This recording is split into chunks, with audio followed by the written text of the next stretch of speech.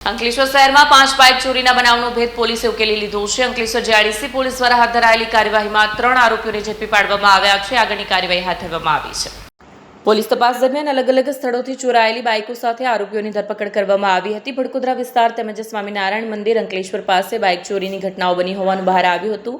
પકડાયેલા આરોપીઓમાં મયુર બોરસે અને આયુષ કુમારની પૂછપરછ દરમિયાન સમગ્ર ચોરી કાંડનો ભેદ ખુલ્યો હતો। પૂછપરછમાં આરોપીઓએ ચોરાયેલી બાઇક આયાના ઓટો ગેરેજમાં મોહમ્મદ અનસ શમસુલ હસન સિદ્દીકીને વેચાણ કરી હોવાનું કબૂલ્યું હતું। ત્યારબાદ પોલીસે તેને પણ ઝડપી પાડ્યું। પોલીસે આરોપીઓના રિમાન્ડ મેળવી વધુ કોઈ ગુનામાં સંડોવણી છે કે કેમ તે દિશામાં તપાસ શરૂ કરી છે। તમામ મુદ્દામાલ જપ્ત કરી આરોપીઓ સામે કાયદેસરની કાર્યવાહી હાથ ધરવામાં આવી છે। આ અંગે ડીવાયએસપી ડોક્ટર કુશલ ઓઝાએ જણાવ્યું હતું કે પોલીસ દ્વારા સૂચિત અને અસરકારક કાર્યવાહીથી ચોરીના બનાવોનો ભેદ ઉકેલવામાં સફળતા મળી છે। આગળની તપાસ ચાલુ છે।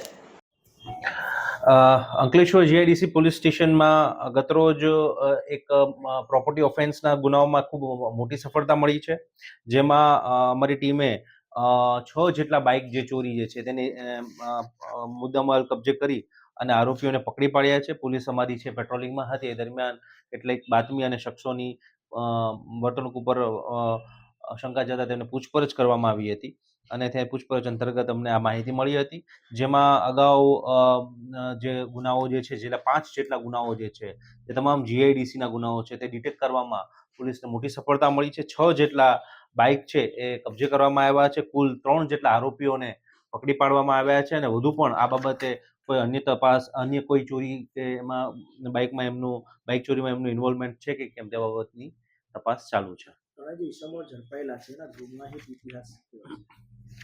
ગુનાહિત ઇતિહાસમાં હાલમાં હજી તપાસ ચાલુ છે। 3 જેટલા આરોપીઓ મળી આવ્યા છે। કેટલાક આરોપીઓની શંકાસ્પદ પ્રવૃત્તિ અને બિહેવિયર ઉપરથી એવું લાગે છે કે કદાચ એમનો ગુનાહિત ઇતિહાસ હોઈ શકે, પણ હાલમાં એ બાબતની તપાસ ચાલુ છે। વિડીયો જર્નાલિસ્ટ ઇમ્તિયાઝ પઠાણ સાથે સત્યા ટીવી ન્યૂઝ અંકલેશ્વર।